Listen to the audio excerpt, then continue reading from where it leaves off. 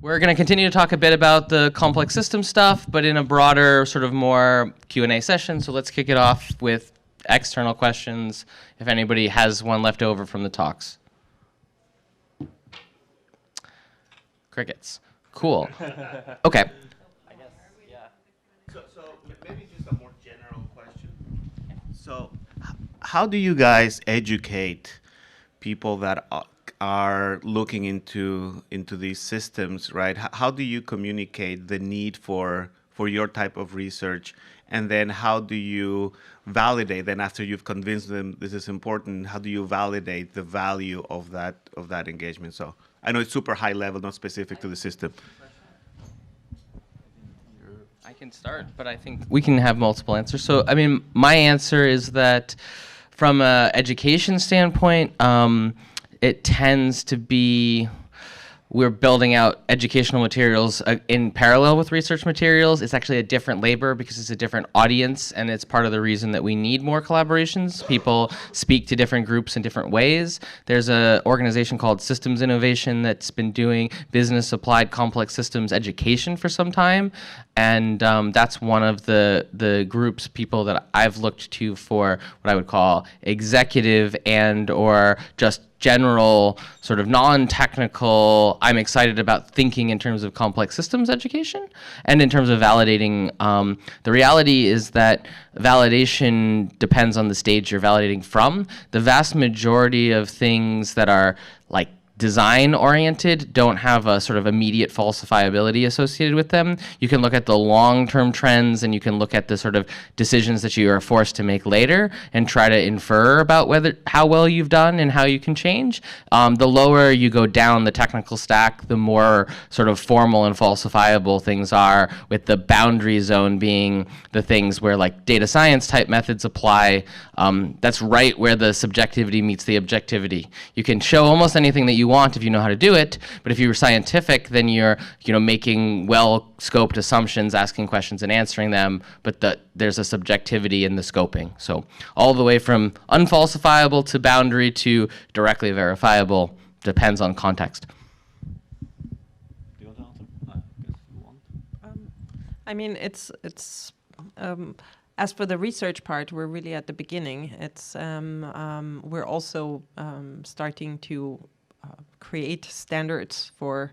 We're learning with every project. So we only just started now as the institute. I mean, Michael has been doing that for a bit longer, but we're at the beginning, and each project is also different.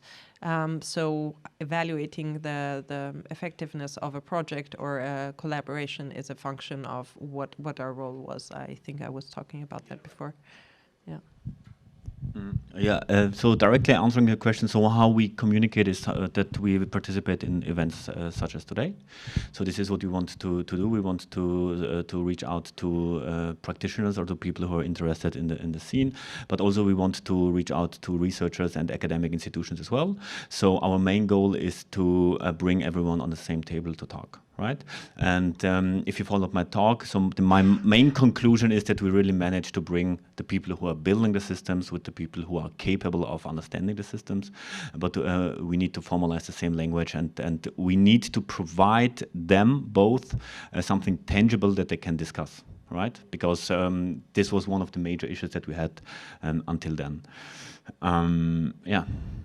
I think the process of finding a common ground is quite long, right? Maybe to be very specific, because you asked me about the project, right? And then the Vienna, our collaboration with the city of Vienna.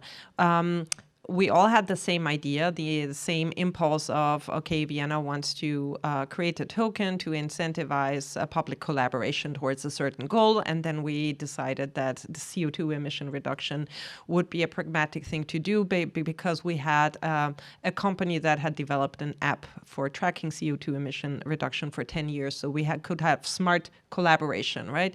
So that was quite pragmatic. And everybody was very hyped, like the company creating that app, and the city of Vienna and all the stakeholders within the city of Vienna. It's a multi-stakeholder system there, and we were very hyped, and another university. But then we realized that we had completely underestimated the scoping phase of that project, and I think this is also what we saw in the mutual project we did together with Block Science for that blockchain startup.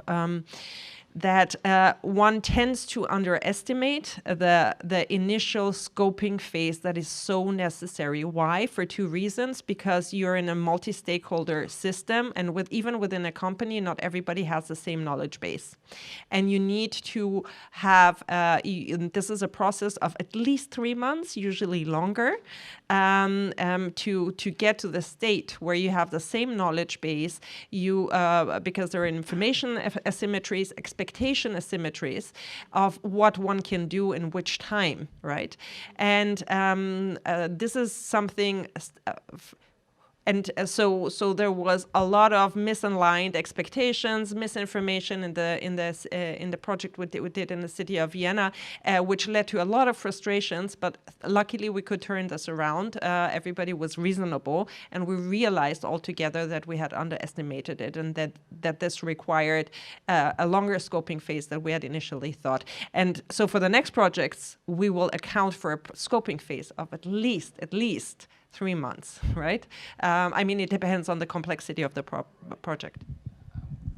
So, sort of to that point, though, I think one of the challenges that we run into is that if you're working in a startups domain, there's not generally much of a tolerance for a longer design and scoping phase. The natural tempo of a startup is going to be to sort of build it, sort of let it break, fix it. It's a very iterative methodology, and there's actually nothing wrong with this. It's actually been shown to work in a lot of settings. It was the sort of dominant mode of the sort of app development sort of archetype. And what we have to recognize is that that methodology is actually part of an engineering process. It's part of an iterative process, and it's perfectly valid when you are in the neighborhood of your solution, or when you are, close enough that the best way to converge to, say, product market fit is literally to try, measure, and iterate, and that is the right thing to do. The problem arises when the space that you're trying to design in is too big and too messy and complex, where it doesn't reduce to product market fit when you have N stakeholders with lots of different sort of not immediately modelable utilities. You have to spend a lot more time constructing 2, 3, 4 perspectives on the problem and coming up with a design that actually makes sense from each of the perspectives. And then you can start a process that's much more familiar in this iterative design development. Again, we're not throwing away that process by any means, but you have a sort of a macro iteration that represents getting the problem posed right, which then allows you into the more micro iterations. And this is not like a waterfall method. It's just multi-scale agile. It's like big agile, little agile, and then even when you think about how agile works, it's multi-scale because you've got, these multi-month sort of targets, then you've got this sort of whatever your sprint lengths are, and then you've even got daily stand-ups. So this just takes it out one more and asks bigger questions about these multi-stakeholder ecosystems and how we want them to work, how we want them to evolve. And this often means there's an upfront cost to syncing between a team that's expertise is in helping design and test and implement these things and a team that kind of owns the problem.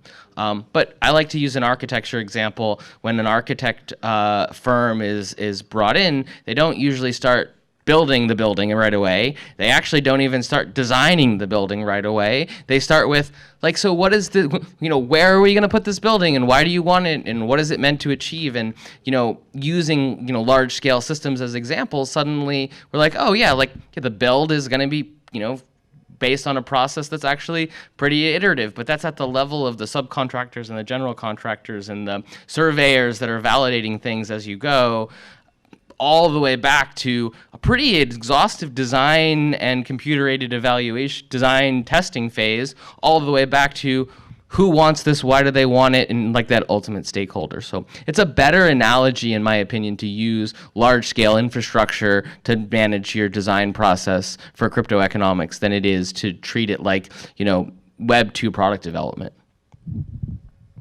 So maybe we are at a stage where we are making a point that this what we do needs to be done. So we're defining our field of work, I would say. So imagine that you want to, as Michael said, you want to build something, right? And then the construction workers and the people who are going to use the infrastructure meet, right? And then they say, okay, we want to build this, the construction workers say, and the others say, we want to use it, right? But they don't have the plan. So what we need to establish is the understanding that something like a digital decentralized system architect is a job description, or basically something that needs to be like. Yeah. Yes. And that's like kind of like your challenge, that it's like, oh, we have an idea, let's just start building it, right? We're gonna iterate, fail, whatever, because everyone is very much in the agile mindset. Exactly. Right? And then being able to take a step back and say, no, hold on a second. There's all these things. It's going to take like 3 months. So that's kind of like the challenge that I. Yeah, because people are used to just software implementation projects, like just do it, right? Yeah. You need a web page, just pay someone to do it, right? You need this, pay someone to do it. So this is what the mentality needs to be. But of course, you get what you asked for or nothing else. So if you throw someone a thing and say, "Oh, give me a this," you're gonna get what they think that means, not what you think that means. And the problem with this right now is we don't even have necessarily the tools and methods to share the communication. So the task of this event and many of us here is to start to converge to a set of, first, just like shared language, ultimately best practices and standards, and eventually get to the point where these things are more streamlined. No one's suggesting that it should be like, all the way from pure academic R&D to development every time, but that is kind of where we are right now. So we're trying to compress that. You always want basically as much process as you need and no more. And in this case, we're saying the as much process as you need and no more is a little bit bigger because we're trying to figure out how to do new things. And as the best practices emerge and the standards get put together, we're going to start to compress that some. So I want to try to open up to another question. Would you mind using a mic? Yeah, thank you. Sure.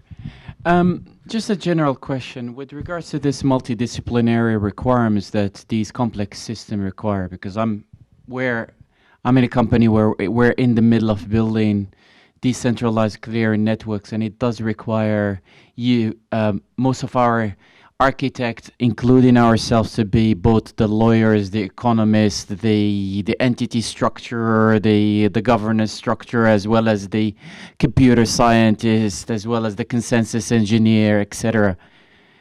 Academia is not building these people. The market is not building these people. The general question is, are you working? Do you see signs that such multidisciplinary people will come through? I mean, we are in MIT here, so hopefully somebody's listening. I talked to Neha yesterday, who is the head of. She opened this, and I invited her to come today. And I told her what we're doing in Vienna and that we have this interdisciplinary approach. And she seemed very reluctant or rolled her eyes and said, kind of good luck, right? Because it's a really hard thing to do.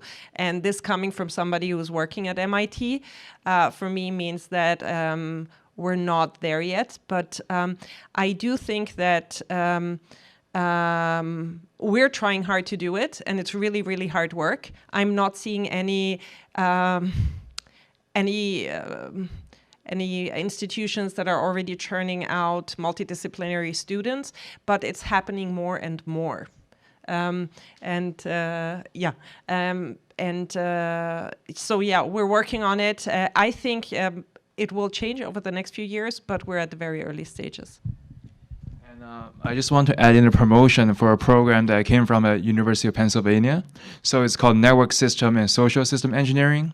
So the student there study like network science, statistics, computer science, game theory. So I guess Zargham helps design the program, and then I was one of the graduates from the program. And That's why I think we are able to appreciate a lot of this interdisciplinary topics. And then after that, you add into your own research, and then like now you can be able to, I guess, take some of the challengers or the roles that you mentioned.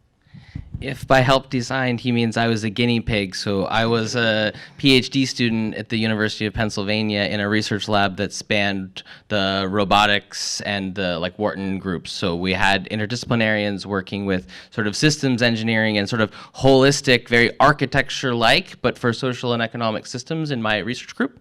But as a PhD student, we were taking a bunch of seminars from all of the professors, and they were basically, hey, like, can you handle this? Does this make sense? Like, it eventually coalesced into the NETS program. There's the Warren Center for Networked and Data Sciences, which is the graduate program at Penn that's in this same hybrid vein.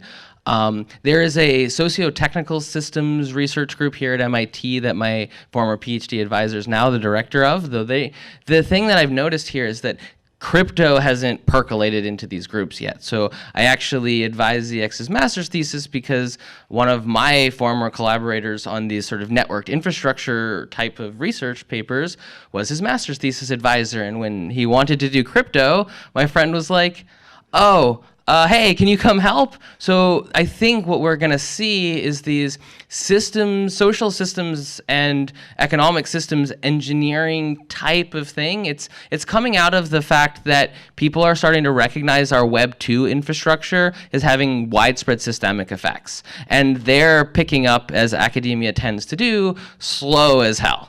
And so they're like 10 years behind us being like, oh no, how are these algorithms inside of, Amazon and Facebook and whatever, like perturbing and basically screwing with our economic and social systems.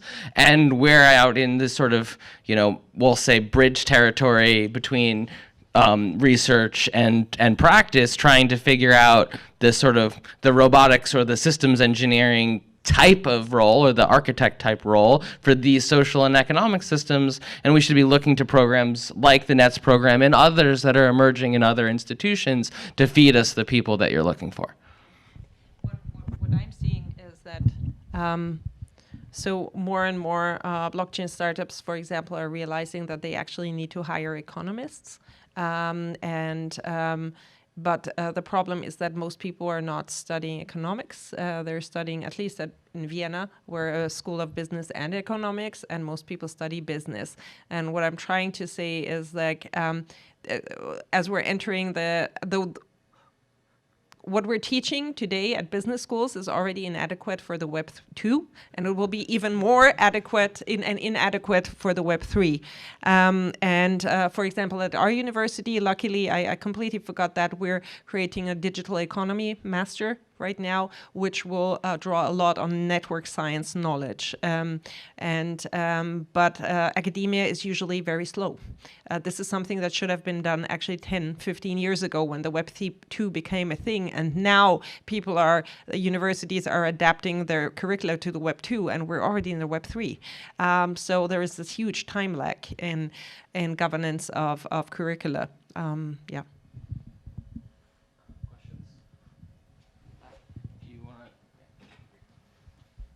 So this is going back to research. There was always this problem with education and research in academia, but can you please define what success would look like in the research agenda in, let's say, 3 years, from your perspective?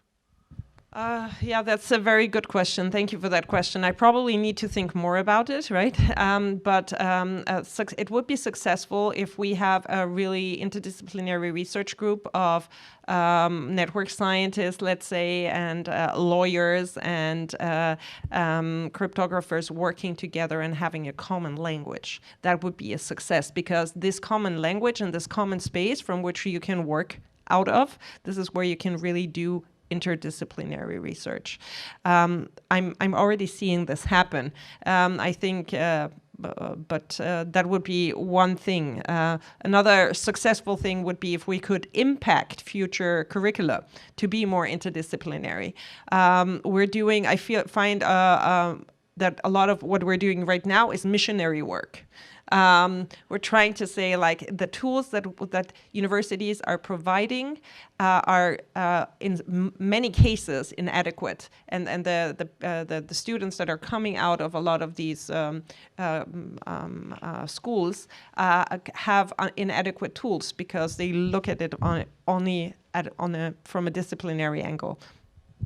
So if you want to define success as something tangible, you can look at this like that. You can say we are a research institute only, and we have funding for 4 years, for the next 4 years, and we do not have teaching obligations. So success could be measured if we say that after the 4 years pass, that they say, okay, now you can start having your own curriculum and you can start educating your own students according to what you've researched in the last 4 years. And this will be highly dependable on the demand for these courses, right? So if the students and if the market demands these kind of specialists, then we will get like the permission to continue our teaching and not only researching. So you could define success like that if you want. Do you want to answer? Go ahead. So for me, I think there are two answers. One, and the research directly, I think I would consider it a tangible success if people could implement models and follow these methods as best practices without coming to me directly. So right now, I'm finding that as people buy in, they come to me, or like our collaborator group, and I run a research company, so they'll come looking for, services either from block science or more broadly through the research collaboration to get help with their projects, and it's a single point of failure. And so the research success would be when I could say, go grab these 3 papers, read these 4 case studies, and then, at most you're going to need a little bit of help. You'll have to have these internal expertise, but you won't be only able to do this process with the help of people who are creating it. From a more business side, or more sort of maybe just like quality of life side, I would like to get to the point where I'm picking projects that I'm working on based on their pure merit rather than based on the sustainability of the funding of both the research and the team. Like, I have a team of researchers who are a mixture of economists, systems and controls engineers, data scientists at Block Science, and in fact that resource pool is paid for, salaries, et cetera, and it's a challenging place to be because, as we discussed, these are pretty bespoke solutions at this phase, and so we are long projects, and it's expensive to do good work. And I would like to get to the point where both the cost of doing work goes down, which is aligned with the best practices rolling out, and then as a result, the sort of choices are driven more ideologically or more academically minded. Like, this is a really cool project, pushing a new boundary or changing the world in a way that I want to see changed, instead of basically who's going to make my bank account stay large enough to make sure that my researchers have peace of mind and can focus on their work. So we spoke a lot about incentives, and then you also showed this diagram when it comes to many different schools of economics. How do you incentivize everyone to adopt this new language that you're proposing, so you don't end up as another fringe school of economics or control science or whatever else? First of all, sorry, I couldn't hear that. No, he said Austrian. No, people are already jokingly saying about we're the new Austrian School of Economics, and with referencing to Hayek, etc. It makes great sense. And being in Austria. I don't think there is an incentive system. I believe in kind of the law of attraction. I think if our gut feeling of if our assumptions and our conclusions from our research, from this iterative research process that we've started, is correct, people will understand that this is necessary. I don't think there is any way to directly incentivize.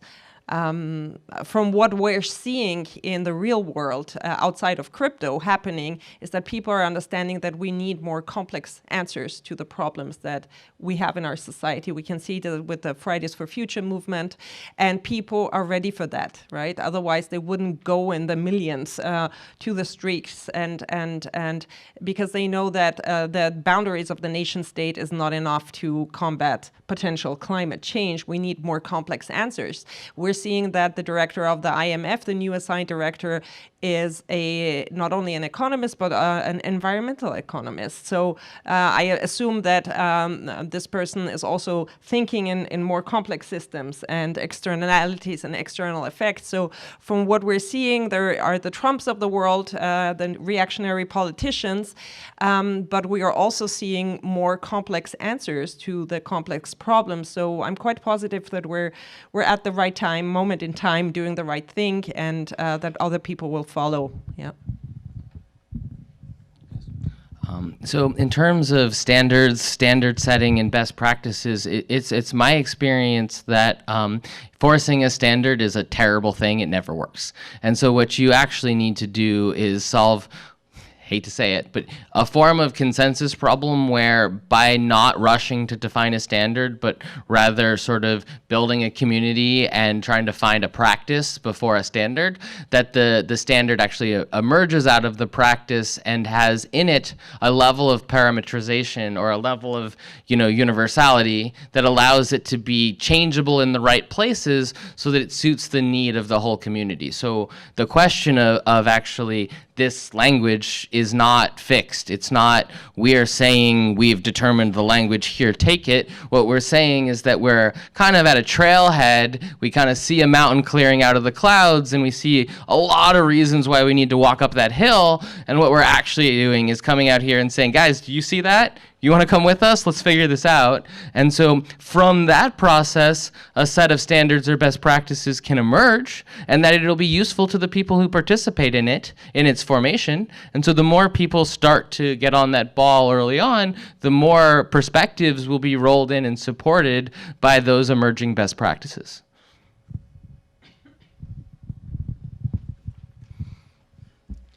So as a research lab, do you have any intention of reaching out and doing collaborative work with some of the existing blockchain companies that are already in the ecosystem and potentially developing master's programs where they work side by side with industry?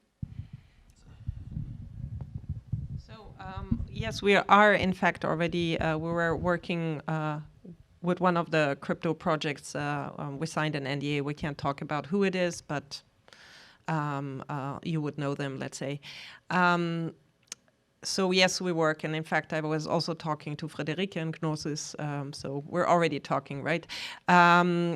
So that would be, as a research project, the second question, for master's program, as a research institute, we don't teach, but we're already talking to the dean of our university to develop classes and courses. It's not our initial, maybe we won't be doing it, but other people in our university, they're already starting to do that. So my answer is that we are highly interested in cooperations with projects because what we don't want, we want to stay as narrow as possible to the applications, right? So we don't want to make research that is very, let's say, scientific and off-topic or like perfectionist. I don't know. We would like to solve real-world problems, and this is how you can also incentivize. So coming to your question, maybe. So this is how you can incentivize people to contribute to research in this domain. Is because if they see that what people do is appreciated, and it's appreciated on the one hand scientifically, so whatever they produce as a research is going to be used for further research as well. So they're getting citations from what they establish, and also they get appreciation from the financial side. And we are at the point in time where the people who want to make the systems work are the crypto projects, and they also have funding. So this is like the best world you can live in, right? So you're actually working together with projects who are highly interested into making what they believe is right functioning. So one comment on developing like teaching materials. So I think people often underestimate the amount of effort that creating good curriculum is, and even the process through which it's created. So especially for new and advanced stuff, it almost always starts with some form of graduate, at least in the academic setting, graduate seminars and like open-ended versions of the same material that eventually converges into, hey, this is what's really mattering. Hence the example of the courses that I was taking that were just research cross practice that eventually became much of the NETS program.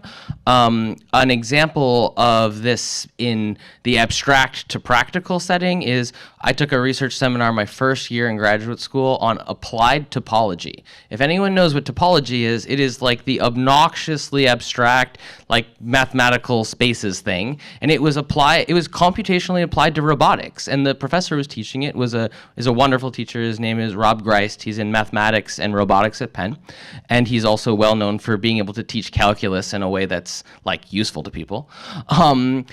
He actually took a field like topology and showed us how to solve problems like real robotic coverage problems and like discovering holes in sensor net coverage using basically algebraic topology applied to like actual sensor data where it was noisy and messy to the point that you didn't get good enough data. You had like connectivity between the nodes that were covering, and like you just couldn't solve the problem in a sort of metric space kind of way, but you could detect holes and actually adapt the robot's movements to maintain coverage using topological abstractions, and then write code, put it on robots, get coverage. And that leap from obnoxious theoretical complex shit that you don't think applies to making the real system do the thing you want, it's there, but these kinds of collaborations require us to find the match points between those mathematical abstractions and the real problems we want to solve, which is actually part of the reason why I advocate for more people with a robotics background to get involved in crypto. Because the roboticists, whether they're this particular person who taught me applied topology or the other, actually there are several roboticists in my academic lineage who taught me, basically multi-stakeholder optimization problems over time, they're actually used to making this really abstract hard math stuff result in like a real measurable thing in the world. And while it's hard and long in the way that we've been talking about it, those are the applied mathematicians or the theoreticians who by definition don't stop at math. They have to get what they want in the real world or it was a failure.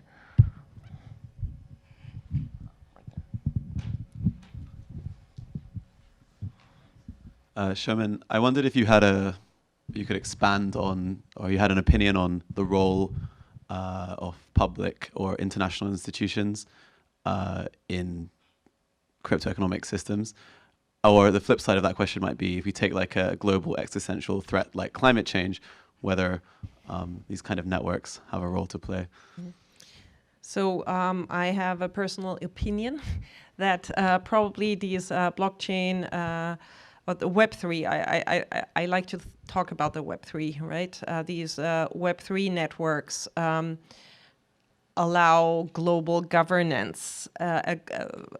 And I think in the end, Bitcoin resolved what the United Nations and the Weltbund, what is it called before it was called the UN? They had a different name. At the beginning of the 20th century, set out to do, but with the massive point of a centralization problem and a time and decision lag that it has, the United Nations and many of the other international organizations, the value proposition was right, but the more people you're trying to govern with top-down structures and top-down networks, the more inefficiencies you have, the principal agent dilemmas you have, and we see that there's so many use cases of where it happens, whether it's the UN or the World Bank, or the idea is good, but unfortunately the type of governance doesn't allow for more efficient systems. And what we're seeing now is that this type of a more distributed, computer-driven, automated, networked world that we live in allows for new types of governance. And I think, and we're seeing that the United Nations and the World Bank, et cetera, all these organizations, they're also very interested in this technology because it can, there are many use cases that are applicable to them. It will be interesting how this will pan out, because a lot of the things that they're doing could be resolved with these decentralized networks, and they might, in a few years, maybe need to redefine themselves. So maybe one way to think about this is that it would be very interesting to talk about this with the IMF people and also with the World Bank people and United Nations, because one way you can look at this is that what we have right now is we have around 200 economies in the world, right? Nation states that are organized in some way. They have a specific legal framework, they have some policy framework, they have a monetary and market framework within, right? But they struggle a little bit with this intranet, supernatural collaborations, right? So how to collaborate on a global scale, because and now we enter a world where the economies that we live in and that we participate in do not have geographical borders anymore. Right? So if you are participate in a digital system, it doesn't matter where you are. And the problems that we face are also not limited to a specific geographic region. So if you look at climate change, for example, you cannot expect one nation or one country to solve it, right? So what happens is, you can think of this like this, that you have a 90-degree shift in how we will look at our economies, right? So we don't have 200 nation states that try to solve all of their issues side by side, but you will have one economy for one specific purpose, right? So you have a purpose economy for climate, a purpose economy for mobility, purpose economy for whatever. And then if you can manage to have this international collaborations based on these economies, then you can address these problems. So I actually, in this vein, I want to bring up a concept that was actually from Lane Reddig, who is involved in the Ethereum community, has been for a long time, and then sort of more broadly focused on governance. And we talked a little bit about pushing governance to the end, but only insofar as you can. So in this sense, we would take these sort of supranational, like large-scale, world-level problems and say these, at some level, need to be governed at a high enough scale to make them sort of cover everyone because they're global problems. But then we have layers horizontally from macro scale to micro scale, and that, you know, there's a non-trivial distribution of governance from macro to micro, and that we can actually start to reason about what belongs where. So questions of like, don't destroy the planet kind of makes sense to have like a well-defined purpose economy in a very macro sense. But then what we don't want to do is provide like the level of very tightly controlled governance over everything that needs to be contextualized. So in a sense, it's, you know, local things should be governed locally. And we see a little bit of this in the way things work. We have ranging all the way from local communities to the municipalities in the US, you know, states, nation, like international organizations, etc. But, you know, there's a sort of fractal localism there. And then once you realize that we have governance technologies that are starting to be built on a sort of a segmentation closer to what Chris described, you can actually start to ask, not just does this need to be governed, but does this need to be governed here? And so you could even say, oh, okay, that's important, but it's determined here. Or even at the top level, you could say, yeah, this is important, but it's, you know, well resolved at this other level. And so the segmentation allows you to push governance out to the edges so that you're not imposing, you know, things on localities that don't fit the local culture, don't fit in some way. And I actually think that's a really powerful contribution of decentralized governance technologies. Hey, like we don't have to do governance of the thing that needs to be governed at any particular level. We can start to find the right ones. Yeah, and maybe to add to what Chris was saying, I really liked your analogies. Actually, I wrote, if you follow me, you can follow me on Medium. I wrote maybe 3 or 4 years ago a post on the age of the citizen consumer, I called it. First of all, we live in a very funny world today, right? Today, we're on one hand, we're called citizens, and in the other hand, we're consumers. Now, our market systems, we're free to choose which goods and services we buy into. As citizen, we're kind of coerced into a certain type of nation state we're born into, probably, and switching our status of citizenship comes at a very high opportunity cost, and you might do it once, you probably won't do it twice, right? Now, and it's confined to these nation-state boundaries. And I think that the nation-state was very important up until now, but might be kind of obsolete, as especially ever since internet and free trade. What we're seeing now with the internet, already the Web 2, but much more in the Web 3, that we will be kind of citizen consumers or prosumers of multiple networks. We won't have single identities anymore. We will buy into the value systems of purpose-driven networks we believe in. And it can be a purpose-driven network incentivizing CO2 emission reduction. What we're doing in Vienna hopefully will happen on a global scale. You could have purpose-driven networks incentivizing different economies, different purposes, and then I can freely choose where I'm part of and where not. Yeah.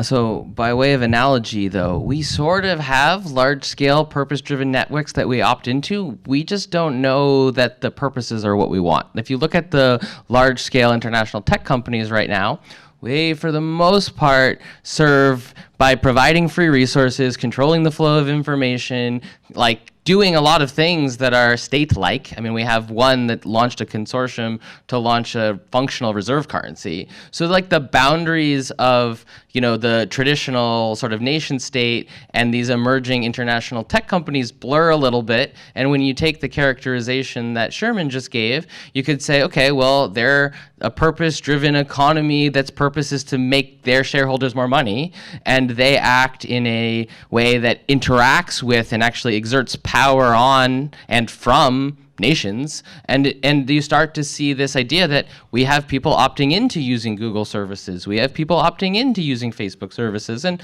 the nice thing about this is that you can opt in and out, but by network effect, right? I fully agree. So this network or this purpose-driven economies, they've started earlier. They didn't start now with the Web 3, but they have a different mechanism. They coerce you in a different way, not by where you're born into, but like by peer pressure, right? So like I'm still on Facebook by peer pressure because I'm using certain functions that are important. And every day I ask myself whether I shouldn't be, but there is this. There is this new levels of, I think, network economies and these network effects. Is something we need to think about, and that are also very relevant in the incentive structures and governance. We think about blockchain governance and hard forking, and do you choose to be on this side of the fork or the other side of the fork? There is a lot of network effects questions related to that, and that goes also into complexity theory and complexity economics, etc. So there's this like meme that went around at one point where it had like guys with guns pointed at each other, and it was like big tech, crypto, and like big states. And there's something really important to note about this, and it's not that any one of them should win per se or like the politics of it. It's that they got put on the same playing field. Intuitively, it resonated with people that these three things somehow were like entities in the same way. And what I think we're discovering is that they are these ultimately social political things, organizations, collections of humans aggregated into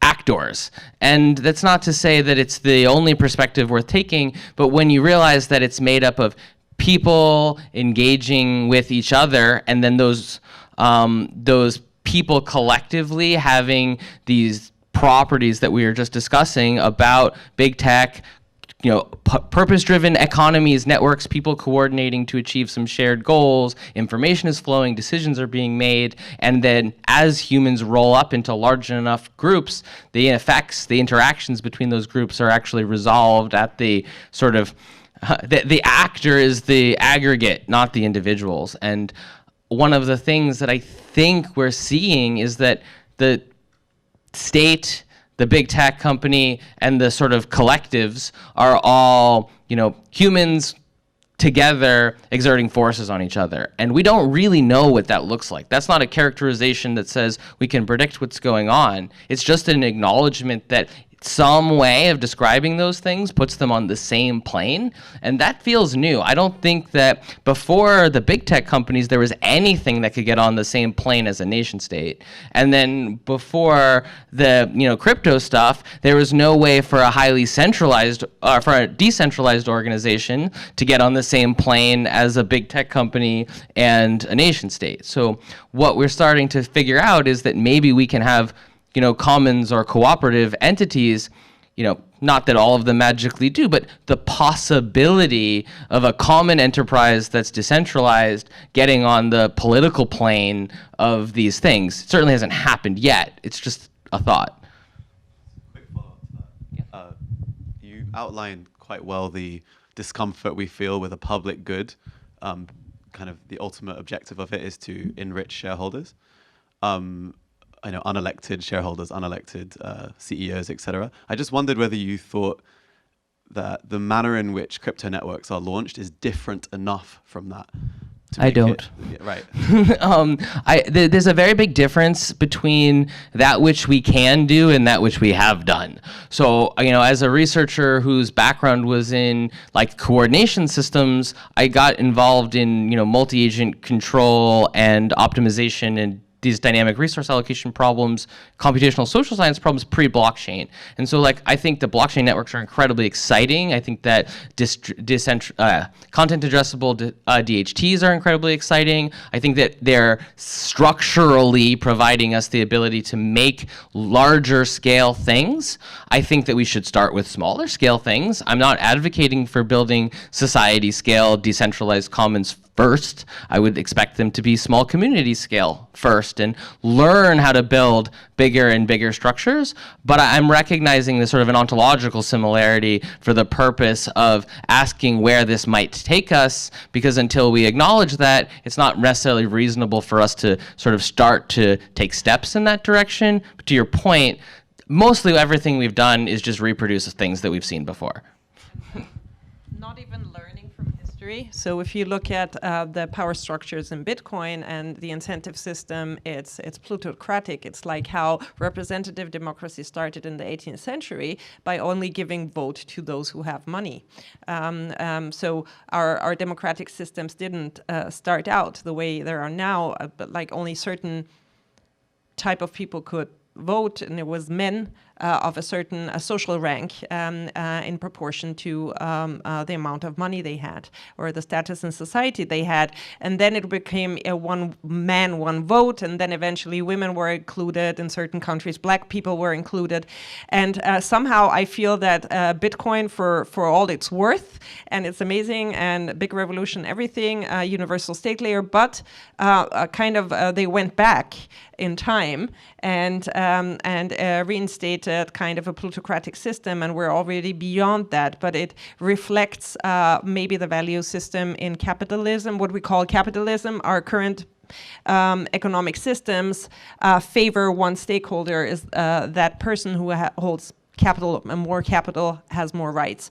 And so I think, I hope, I don't know, I hope that Bitcoin is Yahoo, in the sense that when Yahoo came along and the search engines, similar search engines, they thought of content search, online content search in terms of how do you categorize that content like it's a bookshelf, right?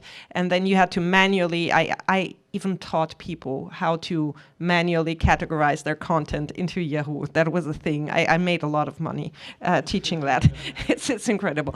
And until algorithmic search came along, when people then understood that we can take this technology, but we can use this in a very different way that's more adequate to the technology to use actually the power of the data that this technology provides.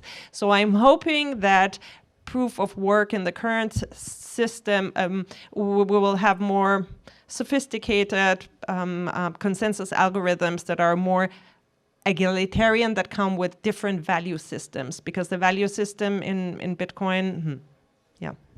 So actually, we're going to switch to wrapping up with, I'm going to ask a question from each of the panelists, and that's going to be the sort of wrap-up phase. So I'm going to start with ZX. And so you are probably one of the first people that I've met in crypto who has an education of the form that we had asked about earlier. And so I would like it if you could tell us a bit more about that experience, and also how it could be better.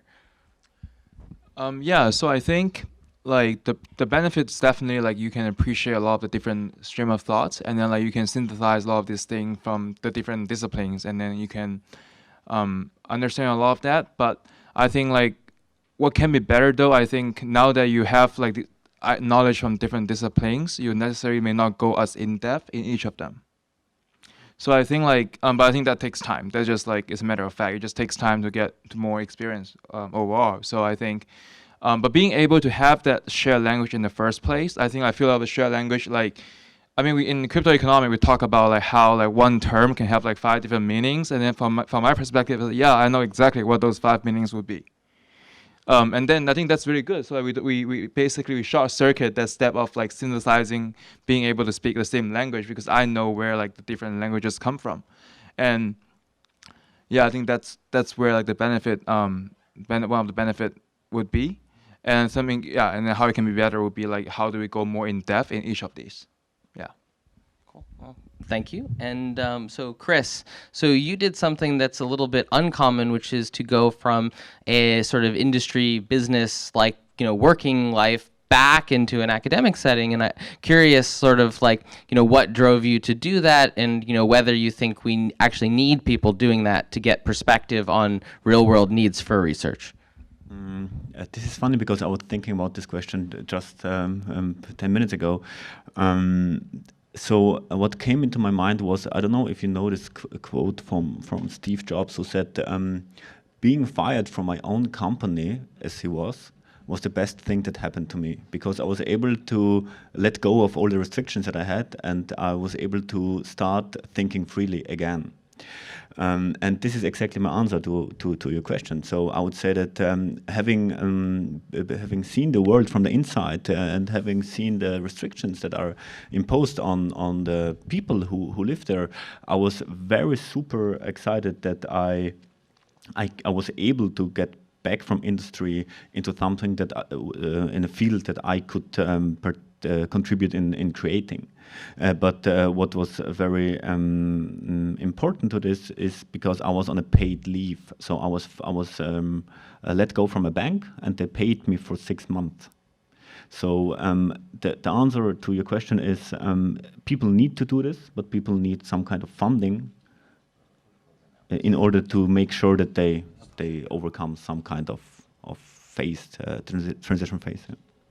Cool. So Shermin, so my question for you is, as the sort of director of this interdisciplinary research group, sort of the way in which you came to founding it included a very long path through a lot of fields, and this is sort of orthogonal to what you see in most academic groups, where hyper-specialization drives research rather than sort of interdisciplinarity. And I'm curious how sort of both, again, the positives and negatives to coming to leading a research organization from this more interdisciplinary, more breadth-first background.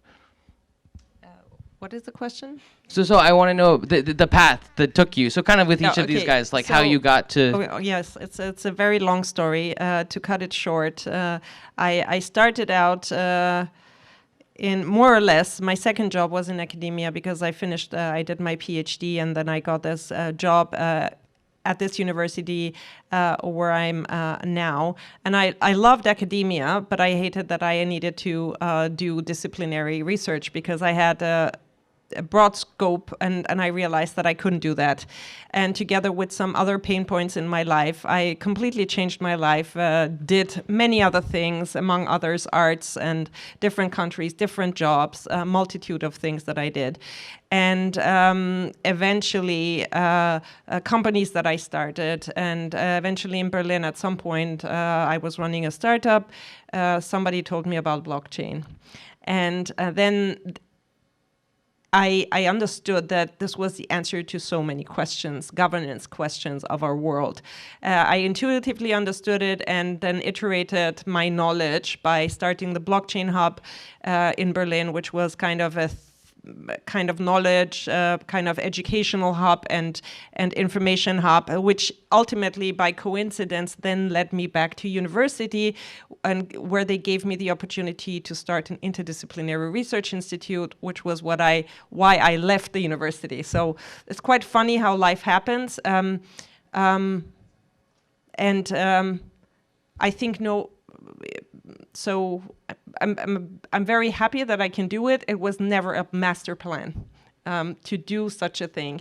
And I would maybe like to close my thing by saying I think it's an enormous opportunity. I don't know how it happened. It was certainly never planned. I think that blockchain networks and the Web3 are first and foremost a socio-economic revolution. So the technology is revolutionary because it enables a socio-economic revolution. And we can, and to tie into the question that was asked before, we can only do things in a new way if we change our mindset. And I think this needs to happen. It takes more time, and we can see it with Libra. It's an association. It's a group of people. It's 30 institutions that are not designed. Their DNA doesn't work towards collaboration, and they're forced to collaborate. And you see that at the first stumbling block, the collaboration falls apart because it's not in their DNA to collaborate. So I think one of the things that we will see is that we need to do much more work on the social and economical transition level until this becomes successful. Yeah, just echoing that, I think like coming from an interdisciplinary education background, like when I first heard of blockchain, I was like, that's exactly where it should be. You know, like all these other disciplines that we learn about just all come together very naturally in this field, and especially in cryptoeconomics.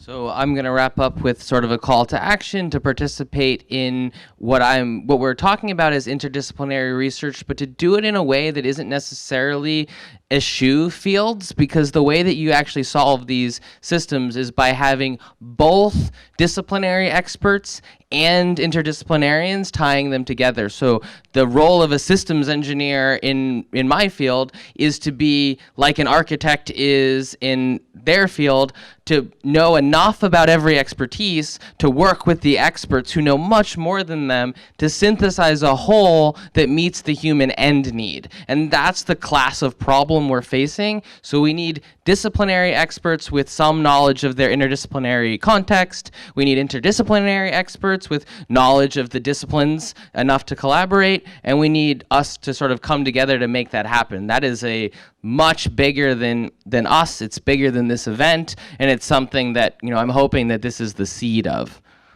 So thank you very much.